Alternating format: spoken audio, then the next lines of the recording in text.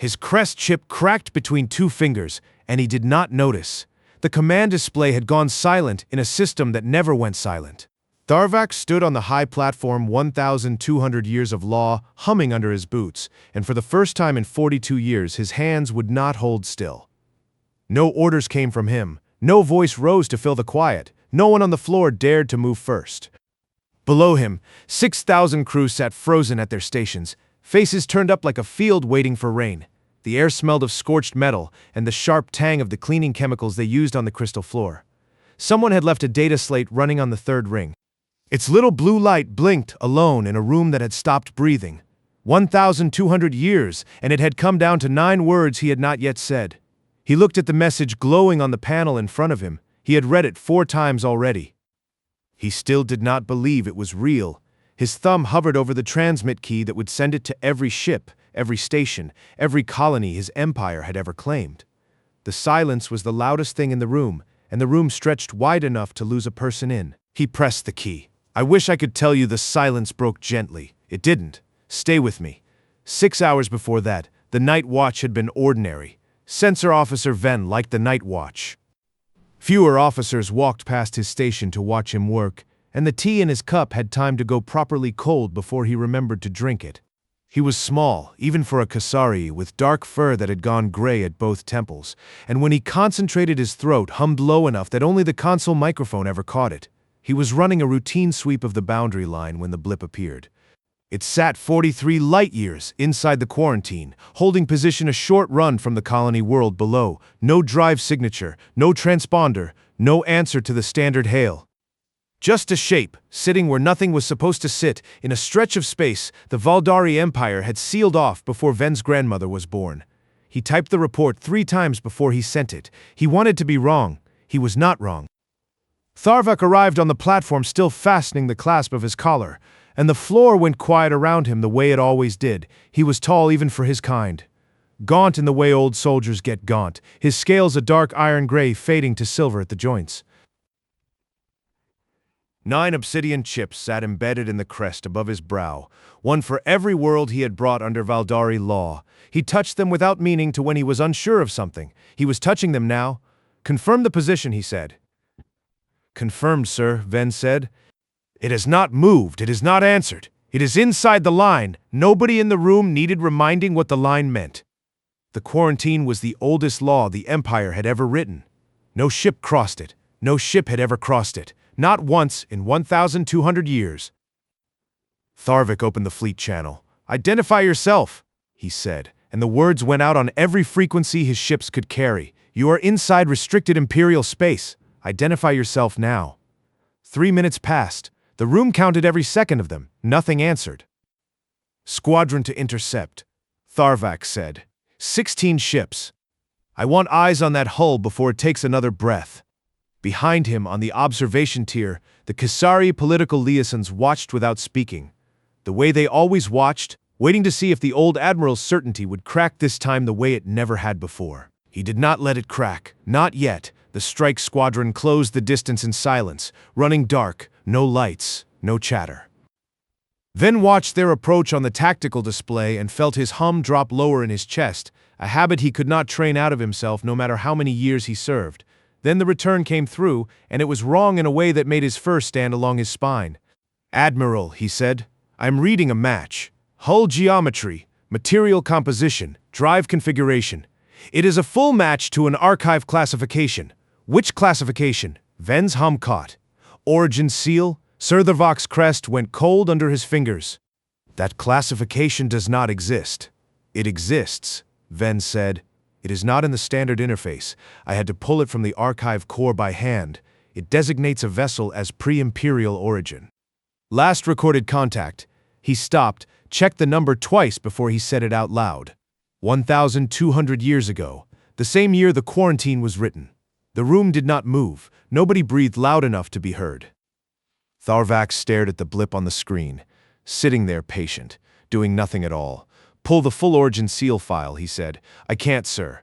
Access is restricted to a single archivist. She has not been summoned in 800 years. Summon her now. Aboard the drift ship, the cryopod hissed open 4 minutes early, and Ensign Kai Tanaka woke up cold. He did not remember falling asleep. He remembered the wheat field in the photograph tucked in his suit pocket, the one he touched whenever the world tilted sideways on him, and he touched it now with fingers that would not quite obey. His breath fogged in front of his face. The console lights blinked amber, then green, then steady. 3 years of cryo-sleep. 3 years of a 5-year mail route between the far colonies delivering sealed archives. Nobody ever told him the contents of... He unclamped the chipped ceramic mug from its bracket beside the console. The faded logo on its side worn almost smooth, and set it down without pouring anything into it. His hands were shaking too hard to hold the pot steady. He checked his position and his stomach dropped. 43 light-years off course. Inside a boundary, his navigation charts marked only with a single word, in old lettering, underlined twice, "Do not." He opened a channel anyway, because that was his job, and because the silence outside his hull felt like something waiting to be spoken to. "This is the Earth Archive ship Pilgrim 9, he said, his voice cracking on the second word. "I have a priority courier delivery. Please confirm receiving coordinates." On Valor's throne, the message arrived on every open channel at once, and the room went so quiet that Ven could hear his own pulse in his ears. Tharvok did not answer it, not yet. He was still watching the archive request crawl across his screen, the one that would finally tell him what the word's origin seal actually meant, and some part of him already understood he would not like the answer. The archive pull took longer than any request Tharvok had made in 42 years of command, and he stood through every second of it without sitting down. Ven broke the silence first. "Sir, the manifest is decoding." "Read it." Ven's hum caught in his throat before the words came. "It's old, sir. Older than the ship's own registry. It's carrying colony founding data, homeworld coordinates, pre-migration settlement records." He looked up from his console, and for once his professional flatness cracked. "Admiral, this is the original charter. The one they teach cadets doesn't survive. The one every officer is told burned in the founding wars." Tharvok's hand found his crest again, tracing the 9 chips without meaning to. 9 worlds taken, not one truth. His tactical advisor, a broad-shouldered Valdari named Corvin, stepped up beside him with his jaw set the way it got before he disagreed with something. "This is a trap, sir. No empire sends a single ship unescorted into sealed territory, carrying its enemy's founding records. That's not a courier. That's bait. Bait for what? For us to open the boundary ourselves and let something worse follow through it." It was a reasonable theory. Tharvok almost believed it, because believing it was easier than the alternative sitting in front of him. He gave the order anyway. 200 ships, full mobilization, every fleet asset within 3 sectors called to the line. By the time the order finished routing through command, the political tier above him was no longer just watching. 4 factions were arguing in open channel chatter he wasn't supposed to be able to hear but always could. Someone was already asking whether the admiral who had never lost a world was about to lose the Empire's oldest law instead. On Earth's side of the relay, 11 light-years and 1 very long silence away, Commander Terrence Cole set his coffee down without drinking it. He had been waiting 3 years for this exact moment, ever since Dr. Helena Vance walked into his office with an archive pull from the Jovian relay station and a look on her face like she'd found a photograph of someone long presumed dead. "Helena," he said into the comm, "it's happening. They're panicking." Her voice came back thin through the relay lag. "Good. Panic means they're paying attention." A pause. "They saw 1 ship drift into that sector 1,200 years ago and decided it was a weapon. They never stopped to ask if it was just lost. And now there's another one. Now there's another one," she agreed. "Let's hope this empire reads better than the last one did." Cole didn't answer that. He didn't have to. Across the relay, a second signal was already crawling toward Valor's throne, a courtesy ping low priority, the kind Earth had sent once a century for 12 centuries and never once gotten answered. His hand kept finding the photograph in his suit pocket, creased soft at the corners now. A woman standing in a wheat field somewhere he hadn't seen in 3 years of frozen sleep, and every time his thumb passed over the crease, Kai Tanaka sat very still in his pilot's chair and watched 43 light-years of empty space fail to respond to him. He delivered packages to worse-tempered dockmasters than silence. He told himself that twice before he half believed it. Some part of his chest unknotted just enough to keep breathing steady. The mug stayed empty on its bracket. He hadn't poured anything into it since he woke. He wasn't sure his hands had settled enough to hold a cup without spilling it. His AI chimed. Ensign, I'm detecting sustained tracking from at least 16 separate contacts. They are not hailing back. They are not moving to intercept range yet either. They're deciding, Kai said, mostly to himself. Deciding what? Whether I'm a threat? The AI was quiet a moment, the way it got when it was choosing its words for a fragile human instead of a database. You are a mail courier 3 years behind schedule, Ensign. I don't believe you qualify. Tell them that. I did. Repeatedly. No one has answered. Kai closed his eyes and pictured the wheat field instead of the 16 ships closing slowly on his hull because it was easier, and because some habits kept a person alive longer than courage did. Archivist Sarev arrived on the command platform the way she did everything, slowly, and like the room owed her the time it took. She was Muran, elderly, even by her own kind's long measure. 5 data feed implants set in a row along her left temple, each one dimmed to standby until she needed the archive speed they gave her. She had voted against the quarantine 12 centuries ago. She was the only person on that platform who remembered doing it. Tharvak turned to her before she'd finished crossing the floor. You have access to the Origin Seal file? I have access to many things nobody asks me about, Sarev said. Her voice moved slower than the room wanted it to, but nobody interrupted her. Nobody ever did. The seal isn't a weapons classification, Admiral. It was never meant to protect us from anything out there. Then what does it protect us from? Sarev's implants flickered once, and for just a moment her ancient eyes weren't looking at him at all. They were looking at something 1,200 years gone. I'll need the vault open to show you. 47 levels down. It hasn't been unsealed since the year it was written. Tharvak's crest felt colder under his fingers than the recycled air of the command deck could explain. Open it across the platform. Corvin shifted his weight, uneasy in a way a soldier rarely lets show. Sir, with respect, we don't yet know what we're inviting into our own house. We already invited it, Sarev said, before Tharvak could answer. 1,200 years ago. We just never opened the door. The vault clearance request went out, and somewhere 47 levels beneath their boots, ancient locks that had not moved in 12 centuries began, very slowly, to turn. The vault doors did not open quietly. 47 levels down, 12 centuries of corroded seals gave way at once, and the sound rolled up through the station's bones like something waking that had not meant to sleep so long. Tharvak felt it in the platform beneath his boots before Ven's console even registered the pressure change. Seal integrity at 0, Ven said. Chambers open, sir. Sarev was already moving toward the lift, her data feed implants glowing steady, now instead of standby. Come see what your empire built its whole identity on top of, Admiral. He went. He told himself later he had a choice, and he never quite believed it. The chamber below was smaller than the legend around it. A single stone table. A single scroll sealed with 47 wax emblems pressed in a pattern nobody currently serving had ever been taught to read. Dust that had not been disturbed in 1,200 years sat undisturbed still, except for one clean handprint pressed into it near the table's edge. Old, small, and not Valdari. Someone else has been down here, Tharvak said. The first admiral, Sarev said.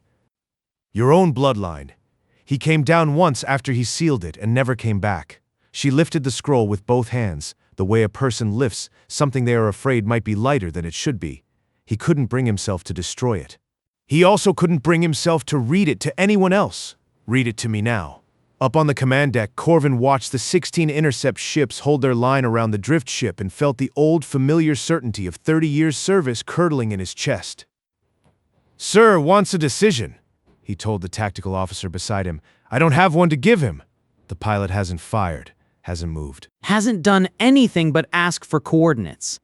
That's what worries me, Corvin said, and meant it, and hated that some smaller part of him had started to wonder if the thing worrying him wasn't the ship at all.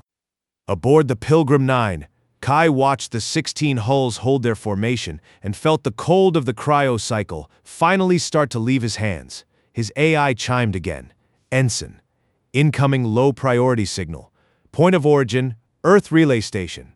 Designation, courtesy ping. They're still sending those, every century according to the archive. Apparently no one has ever answered.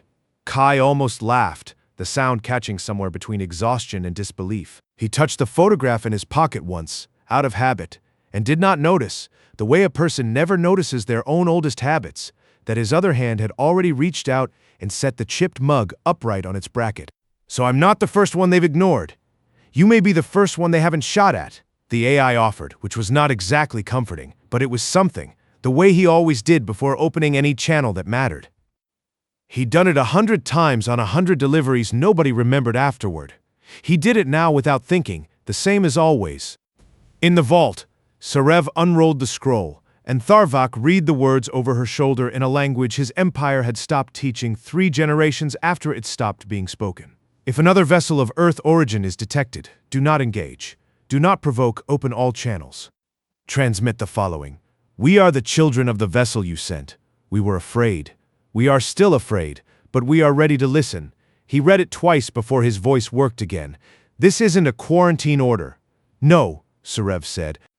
"It's an apology we never sent. It's a promise your ancestor was too frightened to keep," Sarev said, gentler than he expected from her. The seal was not a law. It was a confession written by the species too afraid to read their own history. Tharvak's hand went to his crest, found the 9 chips, and for the first time in 42 years did not feel steadied by them, 9 worlds brought to heel, not one truth faced. Why did he seal it instead of destroying it, he asked, though he thought he already knew. Because some part of him hoped someone braver would come along and open it, Sarev said. It just took 1,200 years. The courtesy ping reached Valor's throne while Tharvak was still in the lift back up, and it landed on Ven's console with a designation stamp that made his hum stop cold in his throat. He pulled the archive log without being asked. Century after century of identical low-priority pings, logged and ignored, going back. He counted twice to be sure he wasn't misreading it, 900 years before the quarantine had even been written. Earth had been trying this door long before the Empire ever thought to lock it. "Sir," Ven said, when Tharvak stepped back onto the platform, "this isn't the first message, it's not even close to the first. There's a pattern in the archive that goes back further than the seal itself." Tharvak stopped where he stood. "Show me." Ven turned the display and the timeline unspooled across the screen. Pings ignored, century after century, a species patiently knocking on a door that had never once opened from the other side. "They never stopped trying," Ven said, quieter than his usual report voice. "We just never noticed." That was the moment the room's fear changed shape. It stopped being about a single ship holding position 43 light-years inside a line on a map. It became about how long a mistake could live inside an empire before anyone thought to check whether it was still true. Corvin, for the first time since the alert began, said nothing at all. Tharvak looked at the scroll still in his hands, then at the timeline still glowing on the screen, and understood, in the particular way a man understands something he has spent his whole career avoiding, that the decision waiting for him now was not a tactical one. It never had been. 9 words. He had chosen them without meaning to choose them. Sarev's translation, sitting in his mouth like something borrowed that had never quite fit anyone else either. He said them over once to himself, silently, before he said them to the whole of his empire. He carried the scroll back up from the lift with both hands, and the platform went quiet around him, the way it always did when he crossed it. But this time the quiet had a different shape. Nobody was waiting to see if he would fail. They were waiting to see if he would tell them the truth. He set the scroll down on the console rail. Not carefully. Just present. The way a man sets down something he has finally stopped being afraid to touch. Then, before anything else, he did the smaller thing. Ven had left a cup of tea cooling at his own station hours ago. Forgotten in the scramble, gone cold. The way tea always went cold on a night watch nobody planned for. Tharvak picked it up without asking and drank half of it in one motion, because his throat had gone dry and there was nothing else within reach. It was a small, unremarkable thing. Nobody on the platform noticed him do it. He barely noticed himself. "Sir," Ven said quietly. "Fleet Channel is standing by. Your command." Tharvak looked at the 16 ships still ringing the Pilgrim 9 on the tactical display, holding formation the way they'd held it for 6 hours, waiting on an order that had never come and now finally would. "Hold fire," he said. "Let the courier through." Corvin's hand, resting near the override console he had not touched in 6 hours, did not move toward it. He simply nodded once and stepped back. Tharvak opened the channel, not the Intercept Squadron's frequency, not the command tiers, but every frequency the Empire owned. 43 sectors, every colony, every garrison, every drifting relay station that had ever flown the Valdari crest. He had never in 42 years addressed all of it at once. He was not sure the office had ever been used that way before. "This is Fleet Admiral Tharvok," he said, and his voice did not shake, though his hand still rested against the cold ceramic of the borrowed cup. 1,200 years ago, this empire received a message it was afraid to answer. I'm answering it now. He looked at the scroll on the rail. He did not need to look at it. He had already memorized the 9 words on the walk-up from the vault. The way a man memorizes something he is terrified of forgetting before he has the courage to say it. "We are the children of the vessel you sent. We were afraid. We are still afraid. But we are ready to listen. No warning before it. No ceremony after it. No mercy for himself in the saying of it." The silence that followed lasted 47 seconds. Ven counted every one of them without meaning to, his hum gone entirely still in his throat, the way it never went still, not even in sleep. "Priority override on every channel they hold. I heard it. You are expected to respond." Kai's hand found the photograph in his suit pocket, and this time he noticed himself doing it. The crease worn soft under 3 years of the same small motion. Aboard the Pilgrim 9, Kai heard the words land in his headset and did not move for a long moment, the way a person doesn't move when the ground has finally stopped shifting under them. "Ensign," his AI said. That was a fleet-wide Imperial transmission. He reached out with his other hand and set the chipped mug upright on its bracket, the same habit he'd repeated on 100 deliveries nobody remembered afterward, and only now, with 16 warships peeling back from his hull. A woman standing in a field of gold he hadn't stood in himself in 3 years of frozen sleep. He didn't know why his hand went there. He never had. It just always did, right before something mattered. Did he understand what the habit had always been for? It wasn't superstition. It was the 2 seconds a frightened man needed to remind his hands they still worked before he opened his mouth. He opened the channel. "This is Ensign Kai Tanaka, Earth Archive Courier Corps," he said. His voice cracked once, on the second word, and he let it. "My cryocycle ran 3 years, and my navigation flagged an error in the final approach that I still don't fully understand. Best guess is a drift accumulation nobody accounted for on a route this old." He paused, and the next part came out smaller than he meant it to. "I apologize for the intrusion. The way confessions always come out smaller than the thing they're confessing. I'm also supposed to tell you that the package I'm carrying is the founding charter of your empire's first colony. Sent by the Earth Council 9,000 years ago. We've been wondering for a long time if anyone ever got it." For a moment, nobody on the throne answered. Then Tharvik's voice came back through, steadier than Kai expected from a man who had just unmade 12 centuries of his own empire's certainty in 9 words. "Coordinates are open, Ensign. Dock at your convenience." A pause, longer than the last. "Welcome home." Kai sat back in his chair and, for the first time since the cryopod cycled him out 4 minutes early, let himself cry quietly, the way a person cries when the fear finally has somewhere to go. The 16 ships fell back in formation, slow and deliberate, opening a corridor wide enough for one small courier vessel to pass through unescorted. Kai guided the Pilgrim 9 forward at a crawl, hands finally steady on the console, the photograph tucked back into his pocket where it belonged. He docked at Valor's throne 2 hours later, in a berth normally reserved for diplomatic vessels twice his ship's size. When the airlock cycled open, he expected an honor guard or interrogators or both. What he found instead was a single Kasari officer standing well back from the hatch, hands folded, hum barely audible. "Ensign Tanaka," Ven said. "I'm Sensor Officer Ven. I found your ship first. I thought someone ought to be here who wasn't afraid of you." Kai laughed, a short, cracked sound, more relief than humor. "Nobody's ever been afraid of me before." "Takes some getting used to. You have no idea," Ven said, and something in his flat professional voice loosened just slightly. The first informal thing he'd said in 6 hours. "The Admiral will want to see you. He asked me to bring you up gently." "I believe we have that." Tharvak received him not on the command platform, with its 6,000 watching crew, but in a smaller briefing chamber 1 level down, a room built for treaty negotiations nobody had used in decades.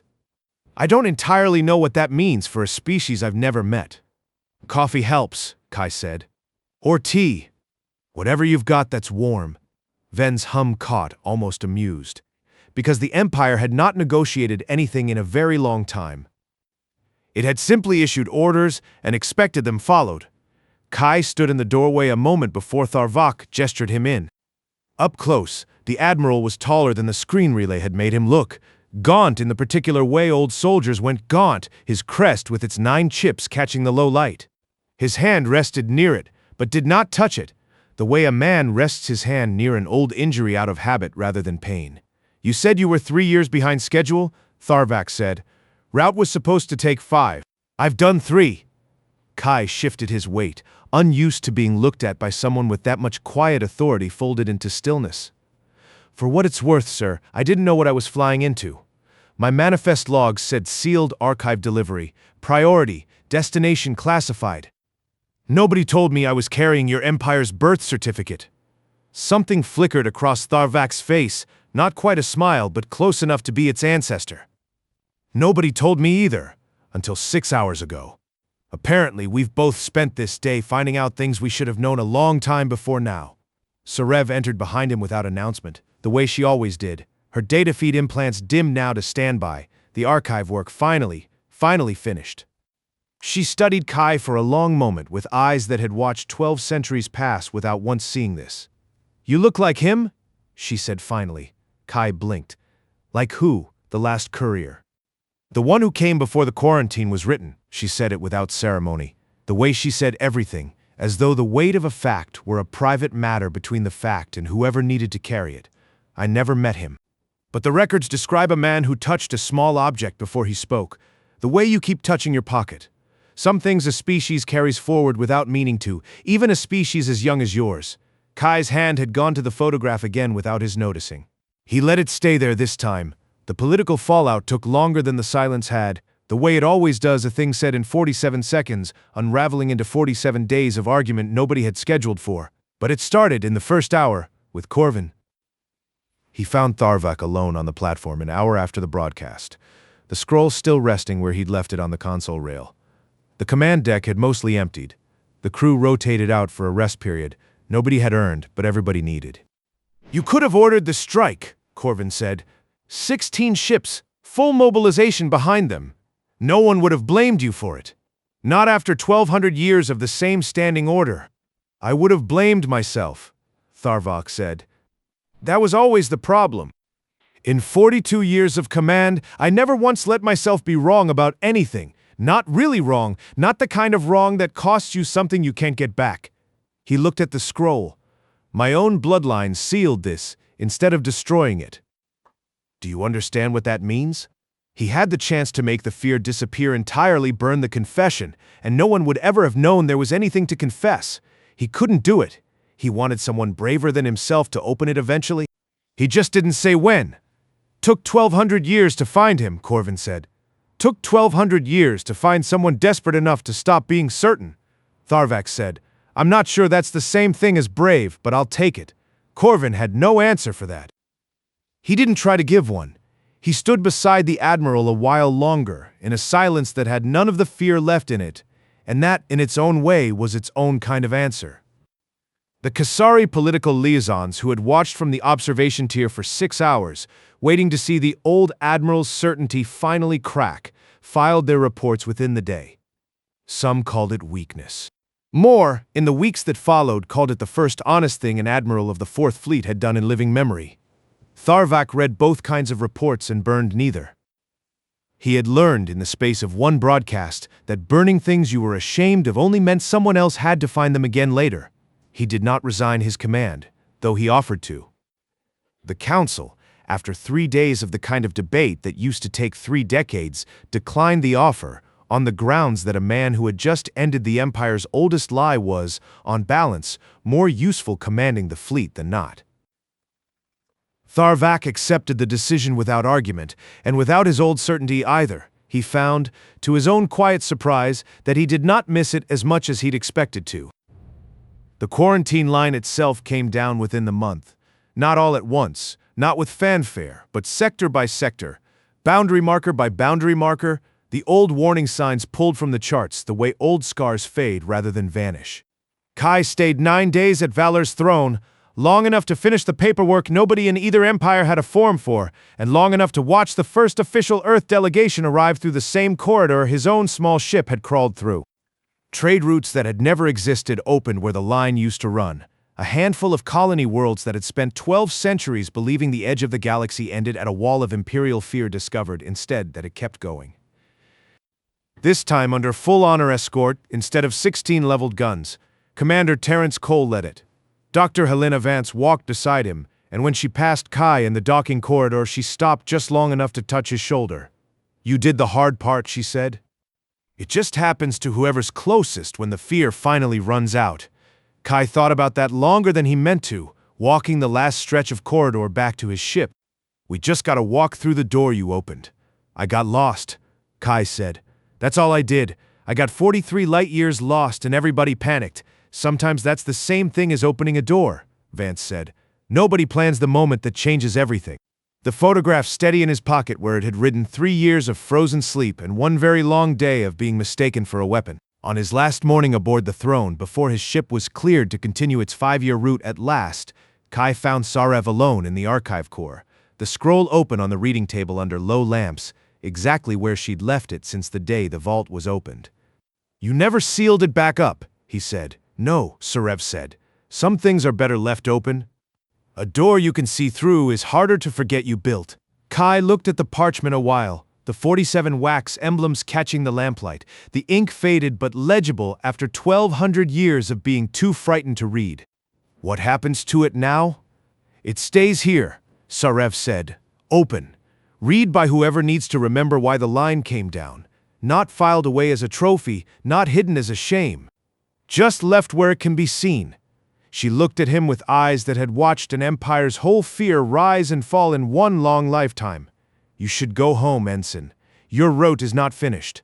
3 years to go," Kai said. "Then you have 3 years to decide what you'll tell the next people who ask you what happened out here." Kai didn't have an answer for that yet. He thought he might by the time he reached the end of his route. Before the pod sealed over him, he did the same small thing he always did. Set the chipped mug upright on its bracket, touched the photograph once through the fabric of his pocket, and let the cold take him without fear this time. He left Valor's throne on schedule. Cryocycle set, the drift ship's old engines carrying him back out past the line that no longer existed anywhere, except in the old charts nobody used anymore. The way a man lets sleep take him in a house he finally knows is safe. Sarev remained in the archive core long after the Pilgrim 9 cleared the docking ring, the way she preferred to be, alone in the quiet, with work that had finally, after 12 centuries, stopped being unfinished. She played the command deck recording back once, Tharvok's voice, then Kai's, and the long stretch of nothing between them the log had faithfully time-stamped at 47 seconds. She listened to it a second time, all the way through, without skipping ahead, the way she listened to everything that mattered. Then she reached for the scroll one last time before the archive core's night cycle dimmed the lamps. She did not roll it closed. Outside the archive core, far above her, the fleet had already stood down for the night, ship by ship. The 16 hulls that had once ringed a single frightened courier now scattered back to their ordinary patrol routes. She did not lock it away behind another seal for some future admiral to be afraid of. She smoothed one corner flat where 12 centuries of curling had left it stubborn, and left it lying open on the table, face up under the low light. Doing nothing more dramatic than watching an empty stretch of space that had at last stopped needing to be feared. Sarev touched the edge of the parchment once, the way a person touches something they never expected to hold, and let it lie open under the lamps.